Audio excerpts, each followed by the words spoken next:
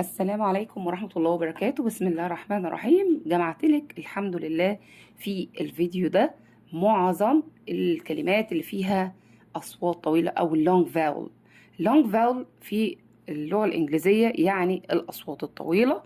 طيب دي بنعرفها إزاي؟ بنعرفها لما نشوف أكتر من حرف فاول جايين في الكلمة مع بعض.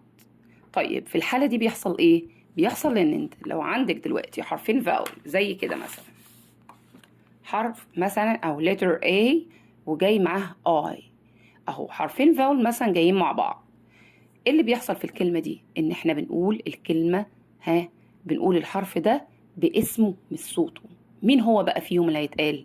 هل الاول ولا التاني؟ لا الاول. طب والتاني ده لازمته ايه؟ هو خلاص مهمته كده كأنه بيقول للي قبله what's your name، فالA تقول A. اذا هنا الصوت ده A. طب وهنا برضو A. اللي بيسبق هو اللي صوته بيبقى واضح بس، يبقى هنا A A A مع الماجيك اي اللي بتيجي في الكلمة. بتخلي الماجيك اي دي بتخلي الفاول اللي قبلها يقول برضو اسمه، هيقول A.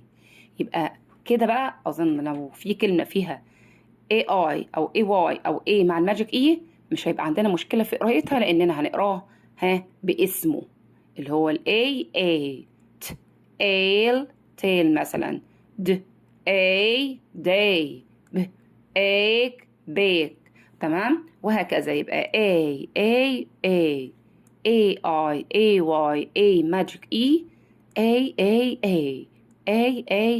اوكي. طيب هنا برضو هنا letter E مع A. مين اللي جه الأول؟ الإي، هو اللي صوته يبقى واضح معاك في الكلمة قوي. فنقول مثلا eat، وعندنا الدبل إي صوتهم إي زي اسمعوا كده بي. وعندنا الإي برضو مع الماجيك إي برضو، هنا برضو الإي بتعمل عمل اللي عملته في letter A، بتقول له برضو what's your name فيقول إي. بس مهمته كده، وهو بيبقى silent في الآخر. أي إي تيجي معاك في الآخر هي silent read. اوكي. طيب هنقول here، وعندنا في واي كده بتيجي في اخر الكلمه بتاخد صوت الاي زي monkey وصاني وهابي. طب هي ليه واخده صوت الاي؟ لانها بتحب الفاولز. لما يكون كلمتك فيها اكتر من حرف فاولز. what are vowels؟ A E I O U. اي حرف فاول تشوفه في الكلمه او تسمعه، اذا الواي اللي في الاخر دي تاخد صوت الاي. تمام. طيب تعالوا نشوف هنا الاي مع الماجيك اي. هنا برضو لتر اي هو اللي بيجي الاول.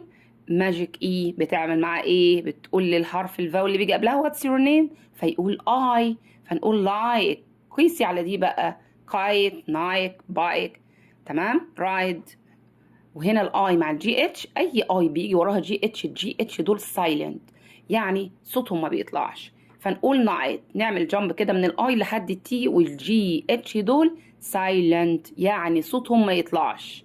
دي رول او قاعدة الاي مع الجي اتش اللي بتخليهم صوتهم سايلنت، ما نقولش صوتهم.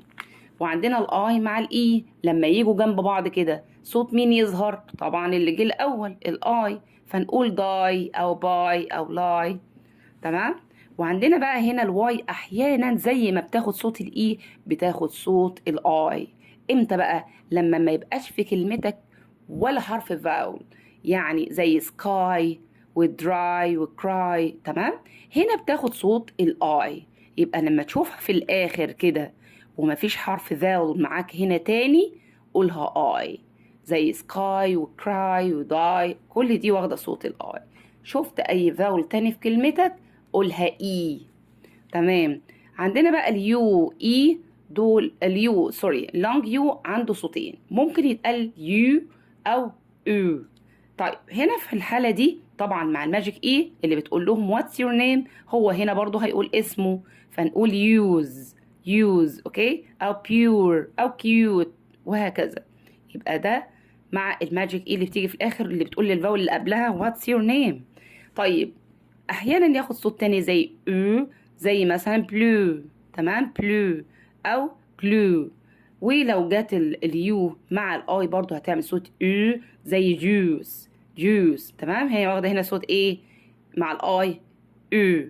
تمام، يبقى احيانا تاخد صوت اليو واحيانا تاخد صوت او. طيب تعالى نشوف O A O W O ماجيك E، وعندنا O W هنا، دول واخدين صوت O. ما احنا متفقين بقى حرفين فاول يجوا مع بعض، الصوت الاول اللي يظهر في كلمتك يبقى نقول جوت، التاني خلاص مهمته ان هو قال الاولاني انت اسمك ايه، قال له واتس يور نيم، قال له ام او، فنقول جوت، والتاني ده صوته ما بيظهرش. تمام. بول اوكي.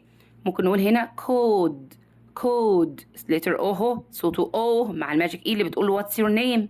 ها، والاو دبليو دول لما بيجوا مع بعض برضو احيانا بياخدوا صوت او زي سنو.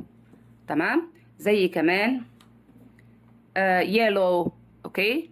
طيب عندنا او يو او دبليو ليهم صوت تاني، يعني الاو يو او دبليو دول بياخدوا صوت او.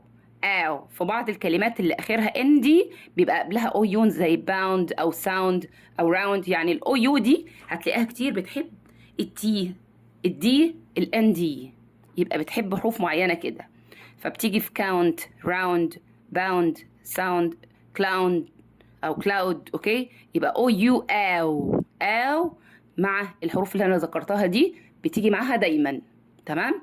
اما الاو دبليو بتحب الاي ار، وصوتهم برضو او، عشان نفرق بين او واو، امتى نكتب او يو امتى نكتب او دبليو. او دبليو او زي باور مثلا، شاور، مثلا تاور، ممكن نقول مثلا فلاور. تمام. يبقى او دبليو دي احيانا تاخد صوت او. تمام.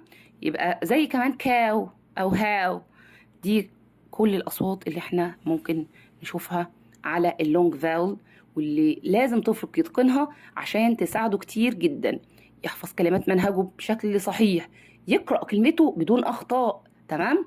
بتشوفوني بنزل فيديوهات كتير قوي لاطفال ما شاء الله قراءتها كويسه جدا، اكسنت كويس جدا. ده جاي منين؟ تدريبات كتير قوي على القصه دي.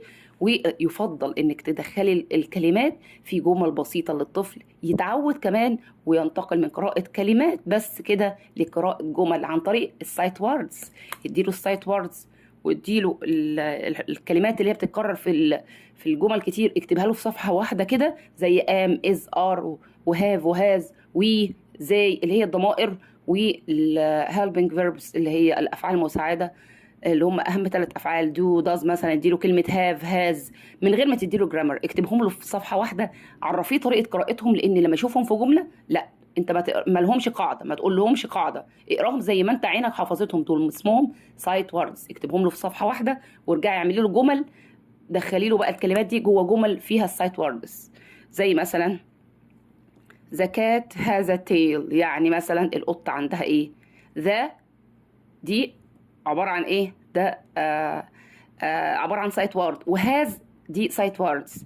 دي الكلمات اللي بتتكرر في كل الجمل، ولازم طفلك يكون عارفها زي اسمه كده. تمام. بنكتبهم له في ورقة واحدة، نحفظه شكلهم، وبعد كده ندخل له بقى الكلام اللي احنا بنديه ده واحدة واحدة في جمل، فيبدأ يتعلم ويتعرف على الكلمات جوه الجمل ازاي، ويقرأ جملة كاملة. هيريحك جدا في قراءة الدروس بتاعته، في حفظ كلمات المنهج. الكلام ده احنا بنعمله اصلا عشان الطفل تساعده بعد كده، ونوظف ده في حفظ كلمات المنهج، ودي افضل طريقه تدرسي بيها لطفلك. الناس اللي بتقول لي هو الطفل يحفظ كل الكلمات دي، لا، على الاقل لما يكون عارف قاعده هيعينه، لازم يعني تحفظ الكلمه الاول، يتعرف عليها جوه الدرس، بعد كده يروح يكتبها، هيكتبها لوحده صح لما يحفظها ويبقى عارف انها عباره عن مقاطع ايه. ونقسم لاطفالنا الكلمات لسيلابلز او مقاطع، هتريحنا جدا. وشوفي فيديوهاتي على اليوتيوب او على قناه التيك توك، على تيك توك هتلاقي فيديوهات كتير قوي بتعلمك ازاي تحفظي طفلك كلمات المنهج على، وازاي توظفي دول في كلمات المنهج. اتمنى ان شاء الله يكون الفيديو اعجبكم، واتمنى كل حد يشوف الفيديو ده يحتفظ بيه، لانه فيديو مهم جدا للاصوات الطويله. واقول لكم السلام عليكم ورحمه الله وبركاته.